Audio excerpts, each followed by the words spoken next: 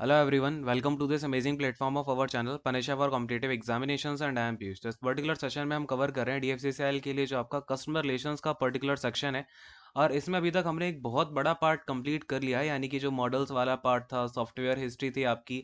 इसके अलावा काफ़ी सारे जो एक्रोनेम्स थे इंपॉर्टेंट, और क्या CRM होता है, क्या अंडरस्टैंडिंग होती है, यानी कि कुल मिलाकर के आपको स्टार्टिंग से यहाँ तक लाने वाला जो फेस था ये काफ़ी बड़ा रहा है।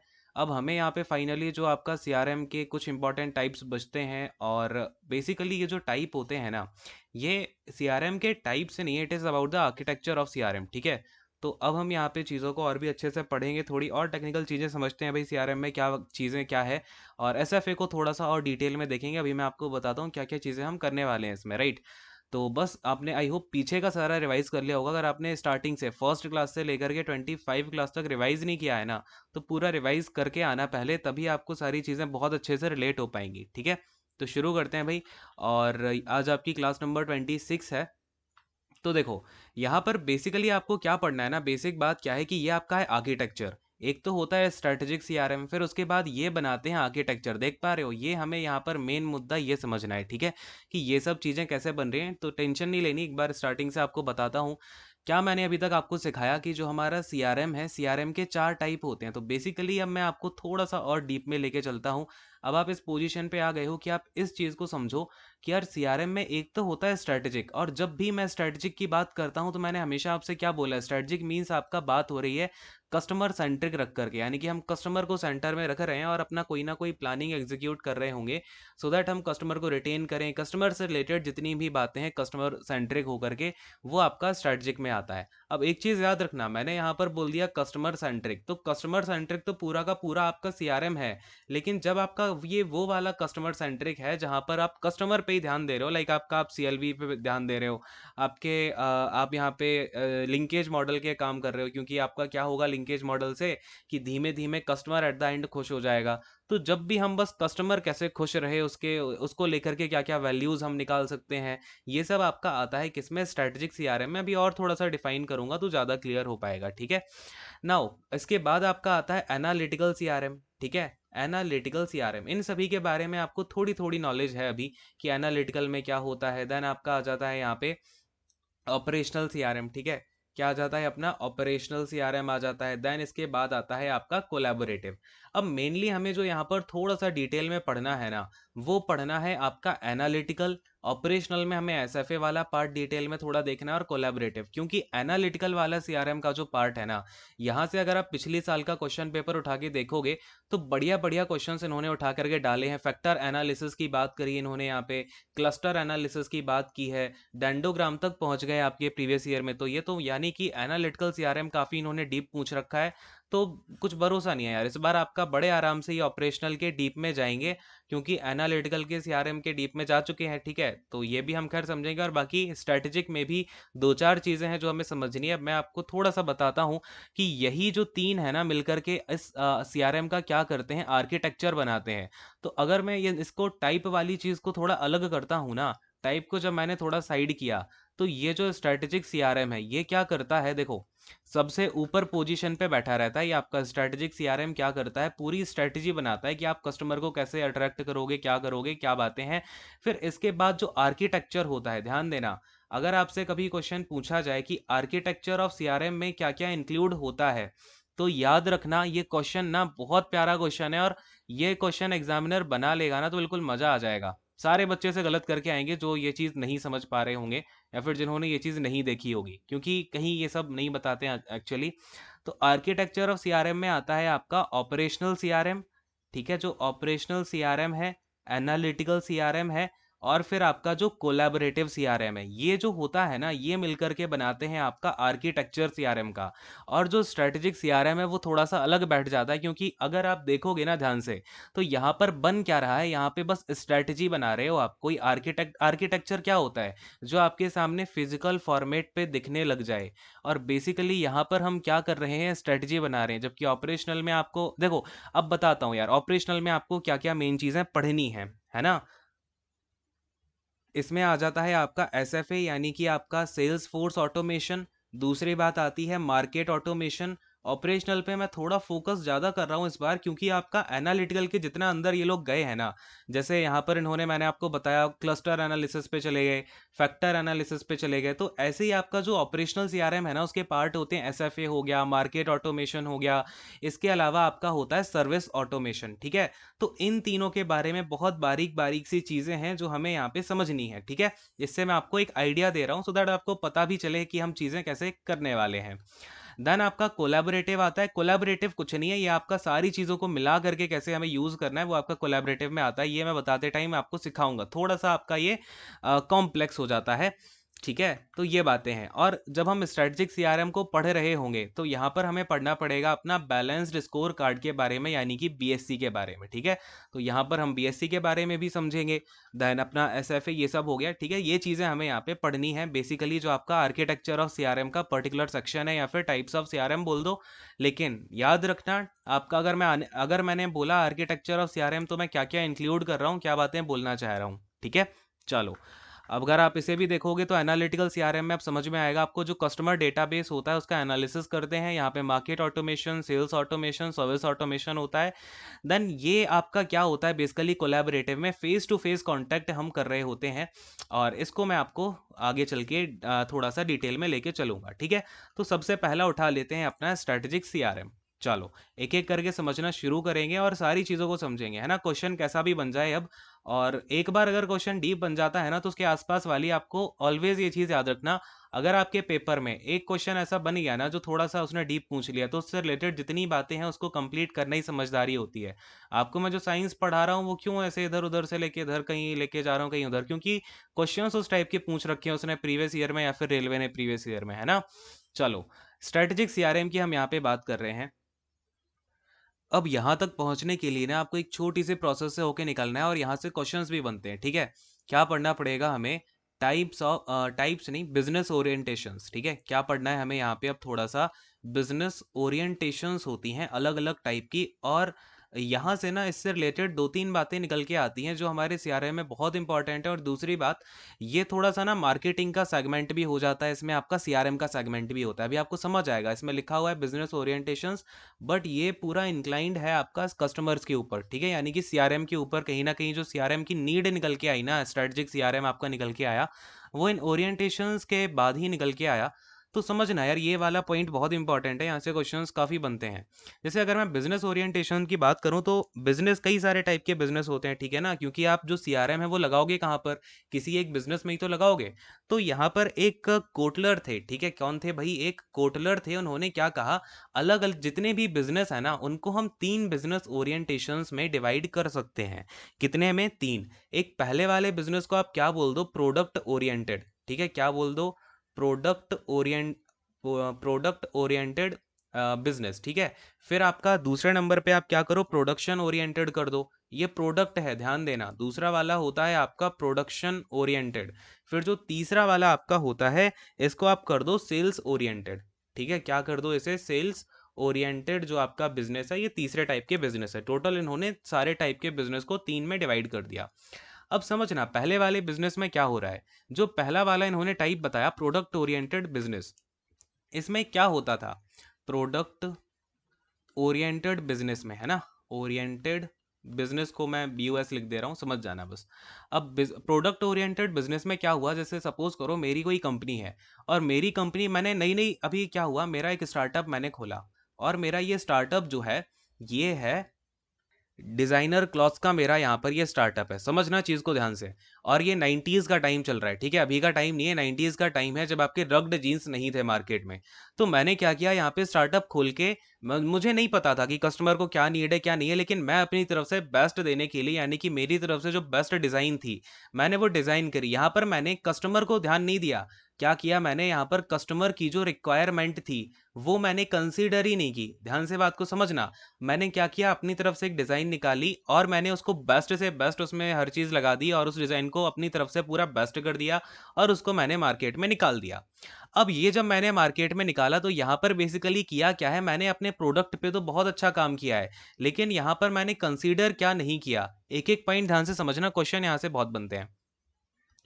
तो मैंने यहाँ पर कस्टमर के बारे में कोई रिसर्च नहीं की कि भाई उन्हें किस टाइप के पैंट्स वगैरह पसंद हैं। अब सपोज करो मैंने रग्ड जीन्स निकाल दिया, मैंने ये अपने विजन से निकाला, यानी कि मैंने सोचा रे रग्ड जीन्स ये नई फैशन बनेगा आगे चल करके, और मैंने एक नया मैं ट्रेंड सेट करना चाह रहा हूँ। मैंने क्वालिटी इसकी बहुत अच्छी रखी है, कपड़े की या फिर डिज़ाइन की जो क्वालिटी है बहुत अच्छी है, लेकिन कस्टमर को यही नहीं पता कि उसे इस चीज़ की ज़रूरत भी है या नहीं है।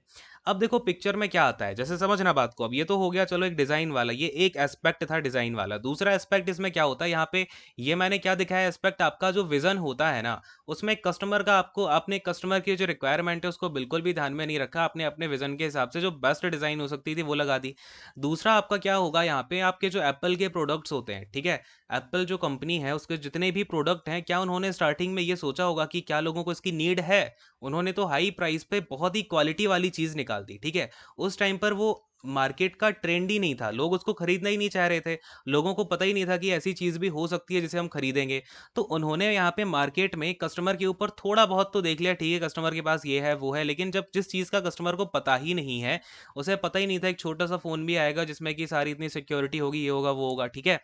तो यहाँ पर एप्पल ने क्या किया, अपनी क्वालिटी यानी कि जो उनके प्रोडक्ट की क्वालिटी थी उस पर ध्यान दिया और उसे मार्केट में निकाल दिया। अब जब मार्केट में निकाला तो लोगों को पहले से इसकी ज़रूरत तो नहीं थी, क्योंकि वो प्रोडक्ट पहले से था ही नहीं। इस लाइन को समझना, जो चीज़ पहले से थी नहीं, उसकी आपको पता ही नहीं था कि इसकी मुझे ज़रूरत होगी या नहीं होगी, है ना। सपोज करो आप मार्केट गए और आपका कोई, आपने आज तक एप्पल का फ़ोन नहीं देखा या फिर आपने स्मार्टफोन कभी यूज़ ही नहीं किया, तो आपको उसकी ज़रूरत भी नहीं पड़ रही थी। लेकिन आप मार्केट गए, आपने देखा अरे ये तो फ़ोन है, इसको मैं ले लूँ क्या? तो आपको नीड नहीं थी, लेकिन तब भी आपके पास पैसा था, आपको वो प्रोडक्ट की जो क्वालिटी है वो थोड़ी-सी ठीक लगी और आप उसे लेके आ गए। तो इस टाइप के जो कस्टमर होते हैं ना, उन्हें बोला जाता है इनोवेटर्स, ठीक है? इस टाइप के कस्टमर्स को क्या बोला जाता है? इनोवेटर्स बोला जाता है। मैंने आपको कस्टमर के कई सारे अभी तक सेगमेंट दिखाए हैं। अब ये जो है आपके बिज़नेस ओरिएंटेड कस्टमर्स आ रहे हैं। ध्यान देना, यहाँ पर हम बात किसकी कर रहे हैं, किसी कंपनी के लिए पर्टिकुलर ये कस्टमर नहीं है। ये वो कस्टमर होता है जो कि नए, यानी कि जो बेस्ट क्वालिटी के प्रोडक्ट होते हैं, जो बेस्ट क्वालिटी प्रोडक्ट होते हैं, उनको बाई करने में अपना इंटरेस्ट दिखाता है। ठीक है? थोड़ा-सा माइंड में घुसा क्या? कोई बात नहीं, अभी जब सारी चीज़ें बताऊँगा तो और भी क्लैरिफ़ाई होगा। ठीक है? तो बात को यहाँ पर आप समझना। अब ये जो इनोवेटर्स हैं आपकी किसी भी मार्केट में, क्या सारे कस्टमर ऐसे होते हैं जो कि बस कंपनी ने कहा कि अरे ये हमारा जो प्रोडक्ट है, ये प्रोडक्ट बहुत अच्छा है, इसे आप ले लो। तो इस बात पे सारे लोग तो विश्वास करेंगे नहीं, यानी कि जो इनोवेटर्स कस्टमर्स होते हैं ना किसी भी मार्केट में, वो अभी तक जो ऑब्जर्व किया गया है, यानी कि ये बस एक डेटा है यार, छोटा-सा डेटा है, इसमें कोई याद करने वाली बात नहीं है। तो 2.5% जो कस्टमर्स होते हैं वही इनोवेटर्स के फॉर्म में बाहर निकल के आ रहे होते हैं। तो क्या कोई कंपनी ऐसी है या क्या कोई बिजनेस ऐसा है जो पूरे मार्केट का बस 2.5 कस्टमर के ऊपर जिंदा रह पाएगी? नहीं है।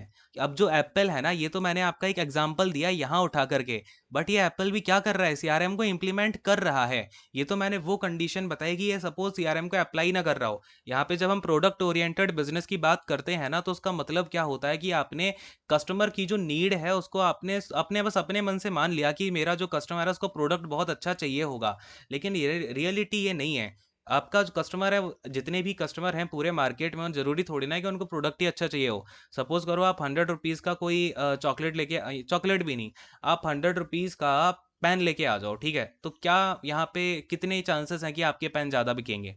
नहीं है ना। 2.5% ही लोग लेंगे, स्टूडेंट्स तो नहीं लेने वाले। ठीक है।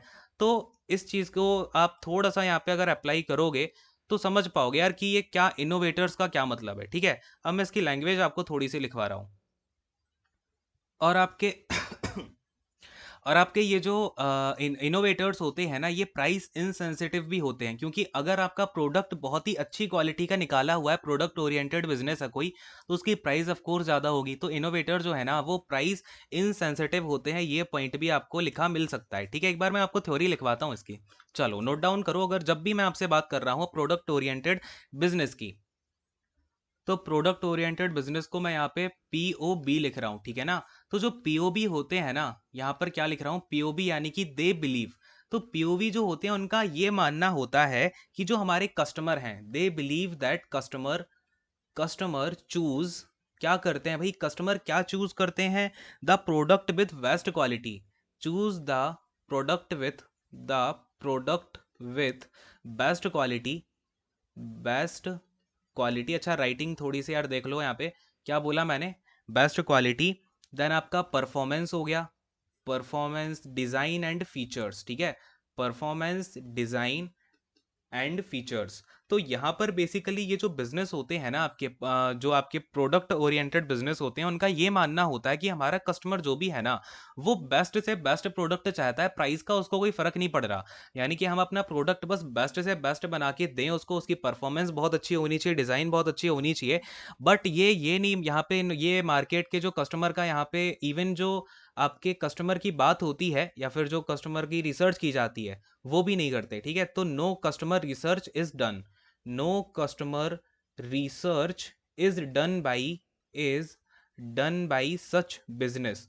तो यानी कि आपका इस टाइप के बिजनेसों को ना, इससे मतलब नहीं होता कि कस्टमर जो हमारे मार्केट में है उनको किस चीज़ की ज़रूरत है। वो एक ट्रेंड सेट कर रहे होते हैं कि यार हम तो अपना प्रोडक्ट प्रोवाइड करेंगे। जैसे कि एप्पल ने क्या किया, अपना आईपैड निकाला, आईफोन निकाला, तो उस वो पहले से ऐसा कुछ मार्केट में था नहीं, तो उन्होंने बस निकाल दिया। उन्होंने कहा कि हम तो इसकी ज़रूरत पैदा कर देंगे लोगों के अंदर, और उनका जो एडवर्टाइजिंग था ना उस टाइम पे, वो बड़ा यार, एक तो उन्होंने यहाँ पे इसको क्लास से जोड़ दिया, ठीक है। मैं हमेशा बोलता हूँ क्लास से जिस चीज़ को आप जोड़ दोगे ना, जिस भी प्रोडक्ट को, तो अल्टीमेटली आप उसे कितनी भी प्राइसिंग पे बेचो, उसकी सेल ऊपर जाएगी, ठीक है।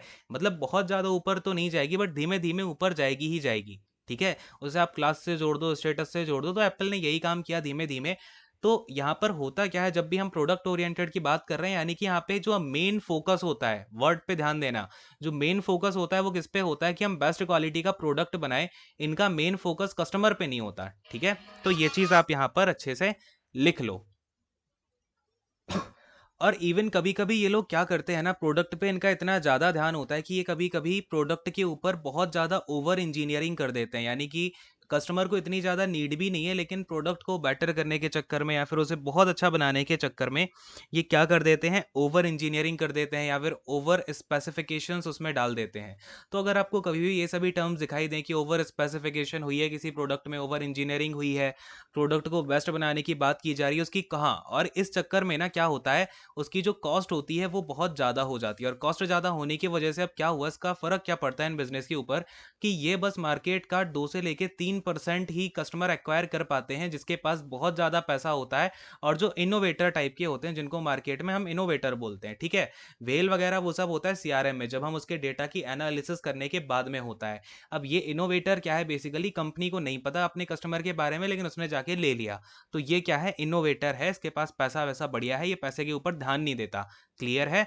तो ये सभी पॉइंट्स आपको क्लियर हो गए होंगे। इसमें हमने थोड़ा अच्छे से समझा, क्योंकि बाकी के जो आपके आगे आने वाले टर्म है, मैं थोड़ा उसे आपको समझाने में यही कॉन्सेप्ट आपका बनेगा, बिल्डअप होगा, है ना, जो उसे समझने में आपको नॉलेज चाहिए होगी। नेक्स्ट वाले बिजनेस की बात करेंगे, तो अगले नंबर पे आ जाता है आपका प्रोडक्शन बेस्ड या फिर प्रोडक्शन ओरिएंटेड बिजनेस, ठीक है। क्या आ जाता है आपका? Production oriented business. अब समझना, प्रोडक्ट में आपने समझ लिया कि प्रोडक्ट में क्या हुआ, हमें प्रोडक्ट पे पूरा का पूरा ध्यान देना है। लेकिन जब हम प्रोडक्शन ओरिएंटेड बिजनेस की बात करते हैं, तो यहाँ पर क्या होता है, जो कंपनी है या फिर ये जो बिजनेस है, ये ध्यान देता है कि हम जितना पैसा ले रहे हैं ना कस्टमर से, उतना ही उसको अच्छा प्रोडक्ट दे पाएं, है ना। यानी कि बेस्ट वैल्यू फॉर मनी हम प्रोवाइड करवा पाएं। क्या करवा पाएं? Best value for money. तो याद रखना कि अगर आपसे कभी बोला जाए कि कोई एक बिजनेस है जहां पर फोकस है कि best value for money customer को प्रोवाइड करवाया जाए, तो वो कौन से बिजनेस में आ जाएगा? प्रोडक्शन ओरिएंटेड बिजनेस में आ जाएगा। क्लियर है? इसको मैं थोड़ा सा और आपको लेके चलता हूं यहाँ पे। देखो यहाँ पर आपका क्या बोला गया है कि ऐसे बिजनेस क्या करते हैं, आपका फोकस करते हैं ऑपरेशनल एक्सीलेंस पे। इसका मतलब समझना, ये ऑपरेशनल एक्सीलेंस का क्या मतलब है इनका, जो अब देखो यहाँ पर ये क्या कर रहे हैं, best value for money provide करवा रहे हैं, बेस्ट वैल्यू फॉर मनी। तो फिर ये कैसे प्रोवाइड करवाएंगे? बेस्ट वैल्यू फॉर मनी के लिए क्या करते हैं, अपनी ऑपरेटिंग जो कॉस्ट होती है इनकी, जो इनकी ऑपरेटिंग कॉस्ट होती है उसको लो रखने का यहाँ पे क्या करते हैं, कोशिश करते हैं। प्रोडक्ट में आप क्या करोगे, आप सोचो, अब अगर आपको चीज़ सस्ती बनानी है, अब बेस्ट वैल्यू का मतलब क्या है, अगर आप मुझे 100 रुपीज़ दे रहे हो, तो उसकी उसके लिए आपको मैं थोड़ा सा उस 100 रुपीज़ के हिसाब से आपको लगना चाहिए कि मैं वैसा प्रोडक्ट दे रहा हूँ, और मुझे उसमें क्या कमाना है, मार्जिन भी कमाना है, यानी कि प्रॉफिट भी कमाना है।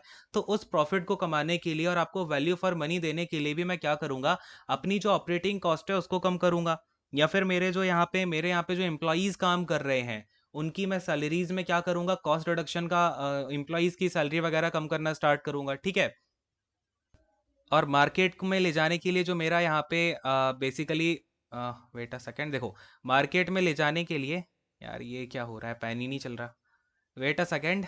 देखो मार्केट में ले जाने के लिए मेरा जो यहाँ पे पूरा नेटवर्क है सप्लायर्स का, उसमें मैं ऐसा ढूंढूंगा जो कि मुझे सस्ता पड़ जाए और फिर मेरे प्रोडक्ट को ज़्यादा से ज़्यादा बिकवाने में हेल्प करे कैसे भी, ठीक है। तो ये होता है बेसिकली आपका ऑपरेशनल एक्सीलेंस में ये होता है बेसिकली आपका प्रोडक्ट, ये देखना यहाँ पर ये क्या है, प्रोडक्शन ओरिएंटेड है। कैसा है ये आपका प्रोडक्शन ओरिएंटेड। तो आपने एक दो पॉइंट यहाँ से उठा लिए होंगे। अब एक चीज और यहां पर आप नोट डाउन करो। क्या नोट डाउन करोगे भाई, कि आपके, देखो कि आपके यहाँ पर क्या होता है ना, जो कस्टमाइजेशन होता है, आपको पता है कस्टमाइजेशन क्या होता है। कस्टमाइजेशन का मतलब है कि आपका कोई कस्टमर है, आप उसमें उसको काफ़ी अच्छी चीज़ प्रोवाइड करके, अच्छी क्वालिटी का सब कुछ लगा करके उसके लिए पर्टिकुलरली बना रहे हो, तो वो कॉस्टली पड़ती है, ठीक है। कैसी पड़ती है, कॉस्टली। इनोवेशन अगर आप कर रहे हो तो फिर उसमें ज़्यादा पैसा लगाना पड़ेगा और फिर आपका जो प्रोडक्ट निकल के आएगा वो भी ज़्यादा कीमत का होगा। तो ये जो होते हैं ना वो कॉस्टली होते हैं और अनअपीलिंग होते हैं प्रोडक्शन ओरिएंटेड बिजनेस के लिए। तो याद रखना, यहाँ पर अगर आपसे कभी पूछा जाए कि प्रोडक्शन ओरिएंटेड बिजनेस का यहाँ पे बिजनेस किस पे ध्यान नहीं देता, तो ये आपका कस्टमाइजेशन हो गया, इनोवेशन हो गया, इन सब पे ध्यान नहीं देता।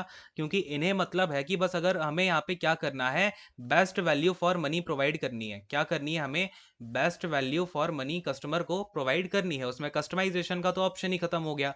यानी कि वो जो आपने इसका एग्जाम्पल आपका हो जाएगा वो क्या होता है, वो 2 रुपीज़ या 3 रुपीज़ वाले पेन आते हैं ना, पहले तो 2 रुपीज़ के आया करते थे, तो वो आपका एग्जाम्पल हो जाता है, ठीक है। और कस्टमाइजेशन यहाँ पे बिल्कुल नहीं होगा, क्योंकि हमें तो कॉस्टिंग कम से कम रखनी है। मैंने आपको क्या बताया, आपकी जो ऑपरेटिंग कॉस्ट है वो कम से कम होनी चाहिए। क्लियर है। तो ये बड़े ही अनअपीलिंग होते हैं, ऐसे पॉइंट एक्चुअली बन के आ रहे होते हैं आपके एग्जाम में, ऐसे क्वेश्चंस बनते हैं सीधे सीधे। तो इस वजह से इनके जो कस्टमर का मार्केट है ना वो भी इनोवेटर्स नहीं होते हैं। जैसे कि मैंने आपको बताया प्रोडक्ट बेस्ड मार्केट जो होता है, बिजनेस होता है, उसमें क्या करते हैं, इनोवेटर्स वाले कस्टमर्स आते हैं। तो इनके जो कस्टमर होते हैं ना, देखो यहाँ पर एक पॉइंट लिखवा रहा हूँ, दे टेंड, यानी कि जो आपका प्रोडक्शन ओरिएंटेड बिजनेस है, इनका क्या होता है, they tend to serve customers, they tend to serve customers who want, who want, ये क्या हो रहा है भाई, कहीं के कहीं लेटर जा रहे हैं, एट अ सेकेंड। देखो क्या हो गया, who want, who want good enough, ठीक है। क्या हो जाता है, जिनको किस चीज़ की ज़रूरत है, यानी कि बस काम चलाओ। गुड इनफ का मतलब क्या होता है, काम चलाओ चीज़ हो जाए बस, लो प्राइस्ड, ठीक है। यानी कि उनका अब क्या होगा, गुड इनफ हो, काम चलाऊ हो और लो प्राइस हो। कैसी हो भाई, लो प्राइस हो।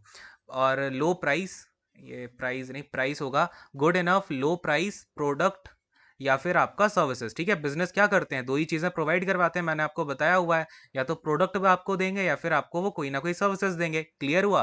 तो ये एक पॉइंट हो गया।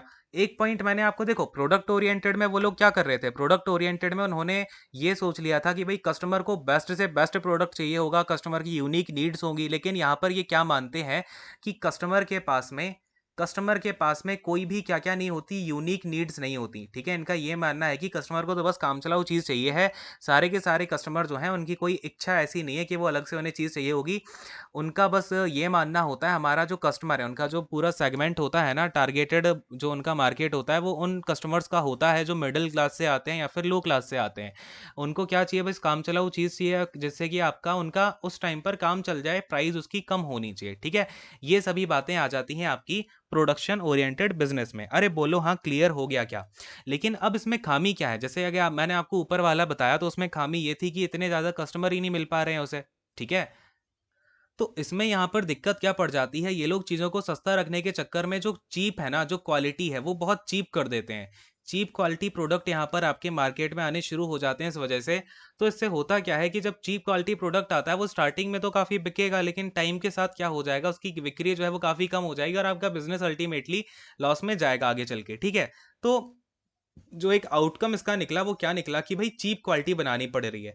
अब देखो कोई कंपनी आपकी ऐसे मार्केट में सस्टेन नहीं कर सकती कि वो बस या तो 2.5% वाले कस्टमर को लेके चले या फिर ऐसे कस्टमर को लेके चले जो मिडिल क्लास हैं या फिर आपके लोअर क्लास हैं। अगर आपको अपनी कंपनी चलानी है तो हर तरीके की चीज़ें निकालनी पड़ेंगी। इंस्टेड ऑफ दैट अगर आपने उस चीज़ को स्टेटस से जोड़ के रखा हुआ हो, ठीक है। तो आपने देखा होगा हर टाइप की मेंबरशिप, जैसे कोई एक आपका कोई स्ट्रीमिंग सर्विस होगी ना, जैसे नेटफ्लिक्स है, तो उसमें हर टाइप के प्लान रहते हैं कि आपको भाई लो क्वालिटी वाला प्लान चाहिए जिसमें कि आप वीडियो जो है वो लो क्वालिटी में देखोगे, अल्ट्रा एचडी में देखोगे, एचडी में देखोगे, हर टाइप का प्लान होता है, ठीक है। तो ये चीज़ें हैं। आई होप आप अब थोड़ी सी चीज़ें आपके माइंड में घुस रही होंगी कि हम क्यों इन बिजनेस की बात कर रहे हैं, कि कैसे कैसे फिर हमने स्ट्रेटजी डेवलप करी। ये जो स्ट्रेटजी सीआरएम है ना, या फिर स्ट्रेटजिक सीआरएम है, वो इन सब चीज़ों को ही तो देख के आगे बना कि यार कुछ बिजनेस यहाँ पे फोकस कर रहे हैं, कुछ वहाँ पे, लेकिन मेन मुद्दा ये है कि आपको पूरा का पूरा उठा करके मार्केट पे फोकस करना है।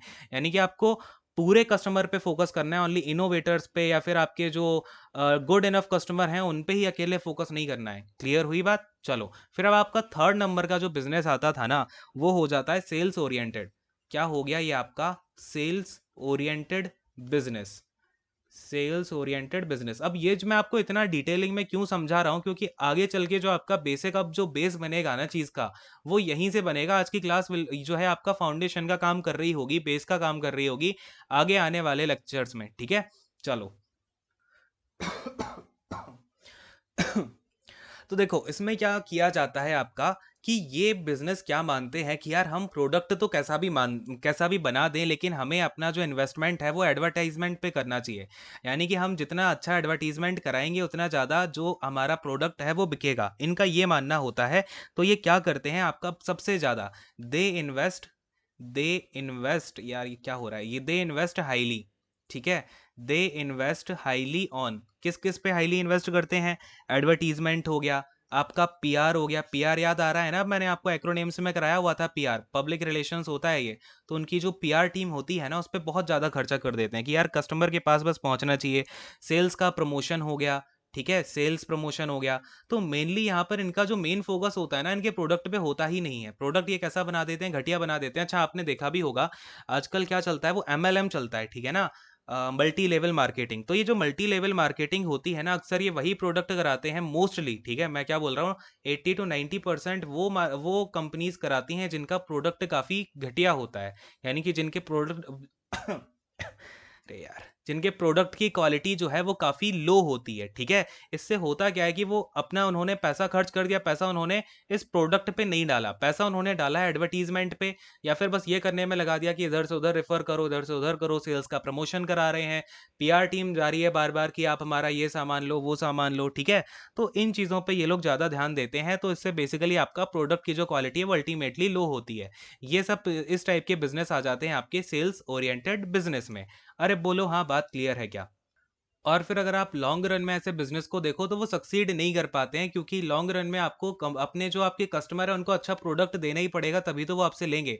और यहाँ पर आपका कस्टमर्स को परसुएड किया जाता है, ठीक है। Customer is persuaded two by, persuaded two by. तो यहाँ पर कस्टमर आपका ना तो good enough value good enough वाला कस्टमर है, ना ही आपका इनोवेटर कस्टमर है। यहाँ पर तो आप कस्टमर को सीधा परसुएड कर रहे हो, ठीक है। तो ये होता है बेसिकली। आई होप अब आपको समझ में आया होगा। अब एक फोर्थ टाइप का और होता है, फोर्थ टाइप का होता है कस्टमर सेंट्रिक बिजनेस।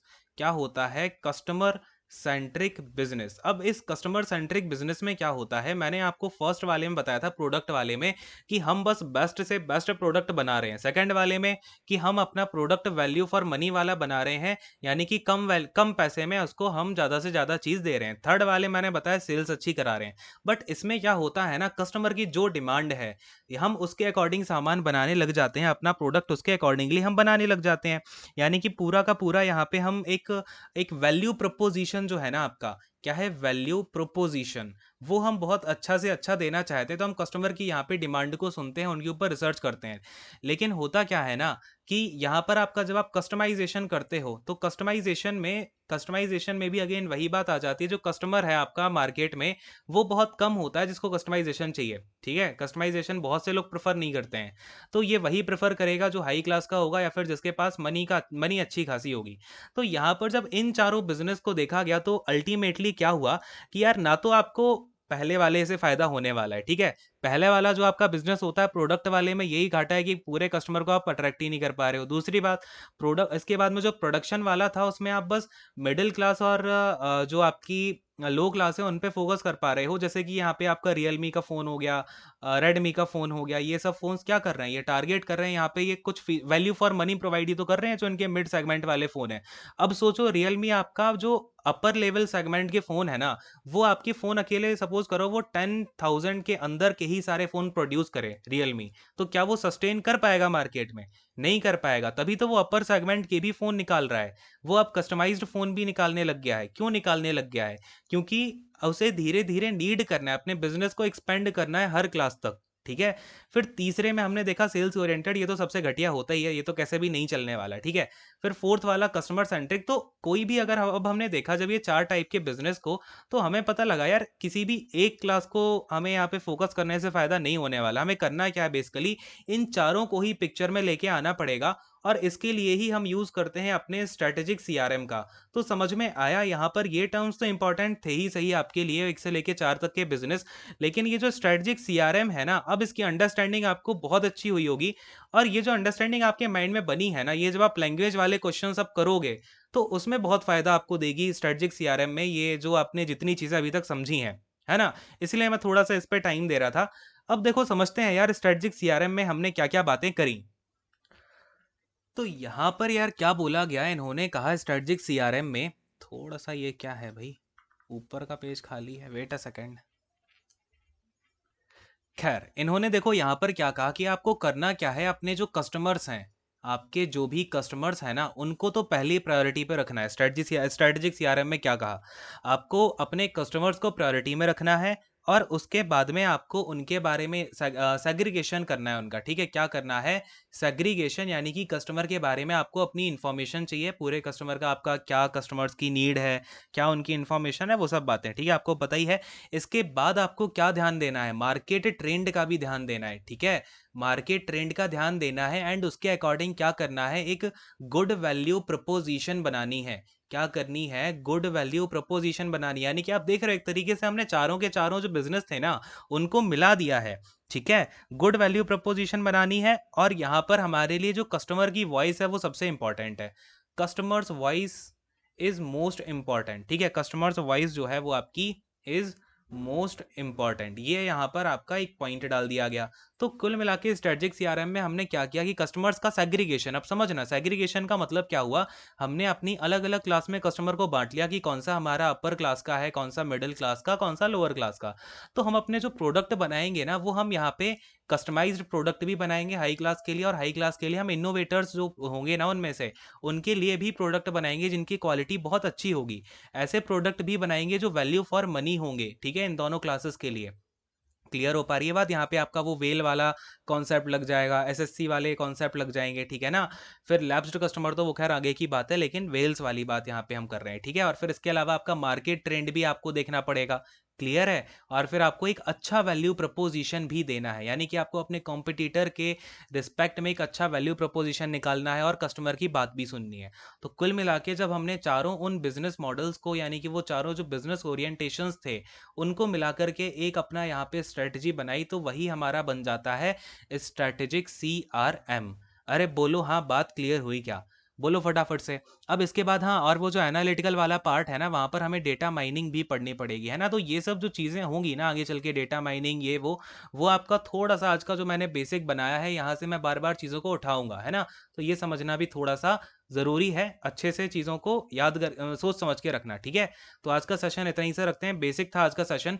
अब जो आपका कल से सेशन होगा उसमें हम थोड़ी सी और अपर लेवल पे चीज़ों को लेके चलेंगे और आपका जो ऑपरेशनल है उसमें थोड़ा डीप जाके देखते हैं क्या क्या चीज़ें हैं। क्लियर हो गया? तो यहीं पर इस सेशन को एंड करते हैं। Thank you so much, God bless you all, take care, bye bye and thank you.